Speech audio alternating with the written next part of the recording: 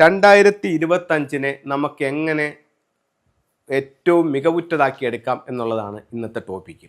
അതിൽ നമ്മൾ ആദ്യം ചെയ്യേണ്ടതെന്ന് പറഞ്ഞു കഴിഞ്ഞാൽ നമ്മൾ ഒന്ന് ഒരുങ്ങുക എന്നുള്ളതാണ്. നമ്മുടെ വീടിൻ്റെ ഉള്ളിൽ ഉള്ള നെഗറ്റീവായിട്ടുള്ള സാധനങ്ങൾ എന്ന് പറഞ്ഞു കഴിഞ്ഞാൽ ഇപ്പോൾ നമുക്ക് ഒരു പൊട്ടിപ്പോയ ഒരു സാധനം, അതിൽ നിന്നും പിന്നെ വരുന്ന ഒരു നെഗറ്റീവ് എനർജിയാണ്. നമുക്കിപ്പോൾ ഉപയോഗിക്കാതെ വച്ചിരിക്കുന്ന ഒരു സാധനം, ഇപ്പോൾ കഴിഞ്ഞ 6 മാസമായിട്ട് വർക്ക് ചെയ്യാതിരിക്കുന്ന ഒരു TV, അല്ലെങ്കിൽ അങ്ങനെ ഉപയോഗശൂന്യമായ വസ്തുക്കൾ എന്തൊക്കെ തന്നെ ആയാലും അതിനെയെല്ലാം നമുക്ക് ആദ്യമേ വീട്ടിൽ നിന്നും നമ്മുടെ വീടിൻ്റെ പരിസരത്ത് നിന്നും പൂർണ്ണമായും ഉപേക്ഷിച്ച് വീട് പൂർണ്ണമായും ഒന്ന് വൃത്തിയാക്കുക.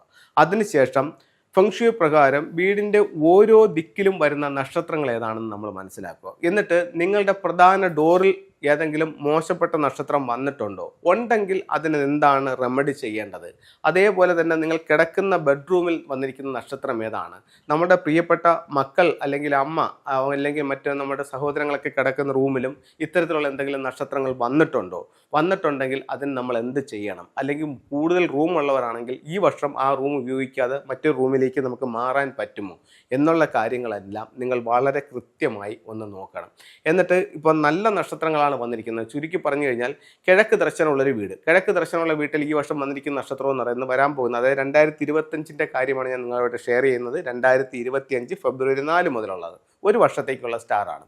അപ്പോൾ ഈ വർഷം കിഴക്ക് ഭാഗത്ത് വരുന്ന സ്റ്റാർ പർപ്പിൾ സ്റ്റാർ ആയിട്ടുള്ള 9 ആണ്. അപ്പോൾ 9 നമുക്ക് സമ്പത്ത് കൊണ്ടുവരും. നിങ്ങളുടെ പ്രധാന വാതിൽ 9 ആണെന്നുണ്ടെങ്കിൽ അവിടെ നിങ്ങൾക്ക് ഒരു ചെറിയ വാട്ടർ ഫൗണ്ടൻ അവിടെ വയ്ക്കാം. അതുപോലെ തന്നെ നിങ്ങൾക്ക് അവിടെ ആ ഭാഗത്ത് ഒരു വെൽത്ത് സിമ്പിൾസ് വയ്ക്കാം. അതൊക്കെ ഈ വർഷം കൂടുതൽ സമ്പത്ത് നിങ്ങളിലേക്ക് കൊണ്ടുവരാനായിട്ട് നല്ലൊരു ടൂളായിട്ട് ഫെങ്ഷുയിൽ കണക്കാക്കുന്നുണ്ട്. അതല്ല, നിങ്ങളുടെ പ്രധാന വാതിൽ വന്നിരിക്കുന്നത് നോർത്ത് ഈസ്റ്റ് ഭാഗത്താണ്, അങ്ങനെയാണെങ്കിൽ ഏറ്റവും നല്ല സ്റ്റാർ ഈസ്റ്റിൽ നിൽക്കുന്ന 9 ആണെങ്കിൽ ഏറ്റവും മോശം സ്റ്റാർ നോർത്ത് ഈസ്റ്റിൽ നിൽക്കുന്ന 5 ആണ്. അപ്പോൾ അത് നിങ്ങൾക്ക് ടോട്ടൽ ലോസിലേക്ക് നിങ്ങളെ കൊണ്ടുപോകും. ഈ വർഷം നിങ്ങൾക്ക് ആരോഗ്യം, സാമ്പത്തികം, അങ്ങനെ സകല മേഖലകളിൽ ഒരുപാട് നഷ്ടങ്ങൾ ഉണ്ടാക്കാൻ ഈ സ്റ്റാറിന് സാധിക്കും. അപ്പോൾ അത് നമ്മുടെ ജീവിതത്തിലേക്ക് വരുമ്പോൾ നമുക്ക് അതനുസരിച്ച് കട്ടളെടുത്ത് വേറൊരു ദിക്കിലേക്ക് മാറ്റി വയ്ക്കാൻ പറ്റില്ല. അപ്പോൾ നമ്മൾ മെയിൻ ഡോർ അവിടുന്ന് മാറ്റാൻ പറ്റുന്നില്ല. അപ്പോൾ നമ്മൾ എന്ത് ചെയ്യേണ്ടതെന്ന് പറഞ്ഞാൽ ഈ ഓരോ സ്റ്റാറുകളും ഓരോ എലമെൻ്റ് ആണെന്നുള്ള സത്യം നമ്മൾ മനസ്സിലാക്കണം. അപ്പോൾ 9 എന്ന് പറയുന്ന സ്റ്റാർ ഒരു ഫയർ എലമെൻ്റ് ആണെങ്കിൽ 5 എന്ന് പറയുന്ന സ്റ്റാർ ഒരു എർത്ത് എലമെൻ്റ് ആണ്. അപ്പം ഈ എർത്ത് എലമെൻറ്റിൻ്റെ എനർജി അതിനെ കുറയ്ക്കാനായിട്ട്, അതിനെ ഡൗൺ ചെയ്യാനായിട്ട് മറ്റൊരു എലമെൻറ്റിന് സാധിക്കും. അത് സാധിക്കുന്ന എലമെൻ്റ് എന്ന് പറയുന്നത് ഫെങ്ഷുയി പ്രകാരം മെറ്റൽ എലമെൻ്റ് ആണ്. അപ്പോൾ നോർത്ത് ഈസ്റ്റ് ഭാഗത്ത് നമ്മൾ മെറ്റൽ എനർജി കൊടുക്കുമ്പോൾ സ്വാഭാവികമായും 5 എന്ന് പറയുന്ന എർത്ത് എലമെൻറ്റ് ഇവിടെ വീക്ക് ആകുകയാണ് ചെയ്യുന്നത്. വീക്ക് ആകുമ്പോൾ നമുക്ക് അറിയാം അതിൻ്റെ ഒരു എനർജി കുറയുമ്പോൾ അതിൻ്റെ പ്രശ്നങ്ങളും കുറയും.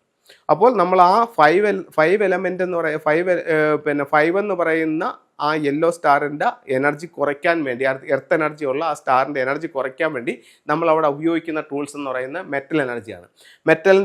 മെറ്റൽ എനർജിയിൽ ഫെങ്ഷുയിൽ ഉപയോഗിക്കാവുന്ന ടൂൾസ് എന്ന് പറയുമ്പോൾ 5 എലമെൻറ്റ് പഗോഡ ഉപയോഗിക്കാം, 6 റോഡ് വിൻചെയിം ഉപയോഗിക്കാം, ബ്രാസ് ഐറ്റംസ് ഉപയോഗിക്കാം, നിലവിളക്ക്, ഓട്ടുരുളി, കിണ്ടി അങ്ങനെയുള്ള സാധനങ്ങളെല്ലാം ബ്രാസിൻ്റെ ഐറ്റംസ് എല്ലാം ആ ഭാഗത്ത് നമുക്ക് ഉപയോഗിക്കുമ്പോൾ സ്വാഭാവികമായും 5 വീക്കനിങ് സൈക്കിളിലേക്ക് പോകും. നമുക്ക് ആ പ്രശ്നത്തെ പരമാവധി ലഘൂകരിക്കാനായിട്ട് സാധിക്കും. ഒരു കാരണവശാലും ഈ സ്റ്റാറിനെ നമുക്ക് മാറ്റാനായിട്ട് സാധിക്കില്ല.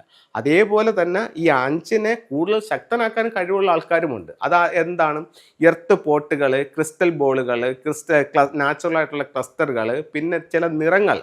ഇപ്പോൾ ഈ പ്രപഞ്ചത്തിലുള്ള എല്ലാ വസ്തുക്കളും ഈ ഒരു 5 എലമെൻറ്റിൻ്റെ കാറ്റഗറിയിലായിട്ട് വിഭജിച്ചിട്ടുണ്ട്. ഇപ്പോൾ റെഡ് കളർ എന്ന് പറയുന്നത് ഒരു ഫയർ എനർജിയാണ്. അപ്പോൾ എർത്തിനെ സപ്പോർട്ട് ചെയ്യുന്ന എനർജി എന്ന് പറയുന്നത് ഫയർ എനർജിയാണ്. അപ്പോൾ നമ്മളൊരു നോർത്ത് ഈസ്റ്റ് ഭാഗത്തിൽ റെഡ് കാർപ്പറ്റ് കിടക്കുമ്പോൾ അവിടെ എന്താണ് സംഭവിക്കുന്നത്? ആ 5 സ്വാഭാവികമായും ആക്റ്റീവ് ആകുന്നു. ആ 5 ആക്റ്റീവ് ആകുമ്പോൾ നമ്മുടെ ജീവിതത്തിൽ അത് എങ്ങനെ പ്രതിഫലിക്കും? നമ്മളുടെ ദോഷങ്ങൾ പരമാവധി അത് കൂട്ടും. അതേപോലെ തന്നെ നമ്മൾ അവിടെ 2 ക്രിസ്റ്റൽ ബോൾ ഹാങ് ചെയ്തിട്ടുണ്ടായിരുന്നു. അല്ലെങ്കിൽ മുമ്പ് വേറെ ഏതോ വീഡിയോയിലോ പ്രോഗ്രാമിലോ ഞാൻ തന്നെ ഒരു പക്ഷേ പറഞ്ഞതനുസരിച്ചിട്ട് നോർത്ത് ഈസ്റ്റ് ഭാഗത്ത് നിങ്ങൾക്ക് ഒരു 8 ക്രിസ്റ്റൽ ബോൾ തൂക്കുകയാണെങ്കിൽ നിങ്ങളുടെ കുട്ടിയുടെ വിദ്യാഭ്യാസം കുറച്ചുകൂടെ സുഗമമായിട്ട് പോകും എന്നൊരു വീഡിയോയിൽ ഒരു പക്ഷേ പറഞ്ഞിട്ടുണ്ടാവും. അത് പ്രകാരം നിങ്ങൾ നോർത്ത് ഈസ്റ്റ് ഭാഗത്ത് ക്രിസ്റ്റൽസ് ഉപയോഗിച്ചിട്ടുണ്ടെങ്കിൽ ഈ വർഷം ഉറപ്പായിട്ട് ആ ക്രിസ്റ്റൽസ് അവിടെ നിന്ന് മാറ്റണം. മാറ്റിയില്ലെന്നുണ്ടെങ്കിൽ ഈ 5 ആക്റ്റീവ് ആവും. നിങ്ങളുടെ ജീവിതത്തിൽ ഒരുപാട് പ്രശ്നങ്ങൾ ഇതുകൊണ്ട് വന്നു തരും. അപ്പോൾ നമ്മൾ ഇത്രയേ ഉള്ളൂ. ഇതൊരു സയൻസ് ആണ്. അപ്പോൾ ഇത് ഒരു 5 എലമെൻസിൻ്റെ ഒരു തിയറിയാണ്. പഞ്ചഭൂതങ്ങൾ, ഇവിടെ ഭൂമി, വായു, ആകാശം, അഗ്നി, ജലം എന്ന് പറയുന്നത് ഇവിടെ വായുവും ആകാശവും ഇവിടെ മാറുന്നുണ്ട്. ഇതിനെ മെറ്റലും പിന്നെ വുഡുമായി പരിഗണിക്കുന്നുണ്ട്. ഇത്രയും ഇവിടെ ഒരു വ്യത്യാസം വരുന്നുള്ളൂ. അതിനെ നമ്മൾ ബാലൻസ് ചെയ്തെടുക്കുകയാണെങ്കിൽ ഈ പ്രശ്നങ്ങളെ പരമാവധി ഒഴിവാക്കാനും സൗഭാഗ്യത്തെ പരമാവധി വർദ്ധിപ്പിക്കാനും നിങ്ങൾക്ക് സാധിക്കുന്നതാണ്. ഫെങ്ഷുയുടെ ചില ടൂൾസുകളിലേക്ക് പോകാം. ഈ ഫെങ്ഷുയുടെ ടൂൾസ് ഞാൻ നിങ്ങളുമായിട്ട് ഷെയർ ചെയ്യുന്നത് എന്താണെന്ന് വെച്ച് കഴിഞ്ഞാൽ, ഇതിൽ ഇങ്ങനെ പ്രോഗ്രാം കാണുമ്പോൾ പല ആൾക്കാരും ചിലരിത് ആദ്യമായിട്ടായിരിക്കും കേൾക്കുന്നത്. ഞാൻ കഴിഞ്ഞ ഒരു 6-7 വർഷം കൊണ്ട് ഈ പ്രോഗ്രാം ചെയ്യുന്നുണ്ട്. ചിലർ ആദ്യം, ഞാൻ 17 വർഷം കൊണ്ട് കൺസൾട്ടിങ് രംഗത്ത് നിൽക്കുന്നുണ്ട്. ഒരുപാട് വീടുകൾ കൺസൾട്ട് ചെയ്യുന്നുണ്ട്. ഇപ്പോൾ എവിടെ വിളിച്ചാലും, കേരളത്തിനകത്ത് എവിടെ വിളിച്ചാലും നമ്മൾ ഈ കൺസൾട്ട് ചെയ്യുന്നുണ്ട്. അവർക്ക് വേണ്ടുന്ന നിർദ്ദേശങ്ങളും കാര്യങ്ങളും പറഞ്ഞു കൊടുക്കുന്നുണ്ട്.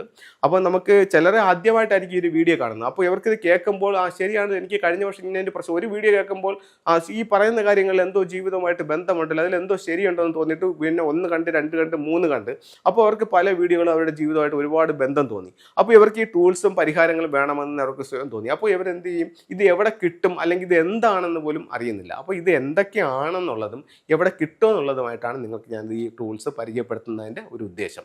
അപ്പോൾ ടൂൾസിലേക്ക് പോവാം. ഇത് പഗോഡ ടവറാണ്. പഗോഡ ടവർ എന്ന് പറയുന്നത് എഡ്യൂക്കേഷന് വേണ്ടി ഉപയോഗിക്കുന്ന ടവറാണ്. ഇത് രണ്ടും ഒന്ന് തന്നെയാണ്. ഇത് രണ്ടും 2 മെറ്റീരിയൽ ആണെന്നേ ഉള്ളൂ, 2 സൈസ് ആണെന്നേ ഉള്ളൂ. രണ്ടിൻ്റെയും ഫലവും അതിൻ്റെ വിൽക്കുന്ന ഡയറക്ഷനും ഒന്ന് തന്നെയാണ്.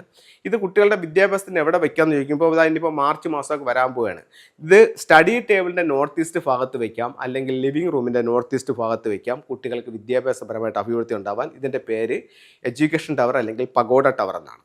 ഇത് അരോന മത്സ്യമാണ്. 2 മത്സ്യങ്ങളാണ്. ഇത് നമുക്ക് സിംഗിളായിട്ട് വെച്ചാൽ മതി, ഒറ്റ സ്റ്റാച്ചു വെച്ചാൽ മതി. കാരണം ഇത് നോർത്തിലാണെങ്കിൽ നോർത്തിൻ്റെ നമ്പർ എന്ന് പറയുന്ന 1 ആണ്. അപ്പോൾ ഒറ്റ സ്റ്റാച്ചു നമുക്ക് അവിടെ വെക്കാം.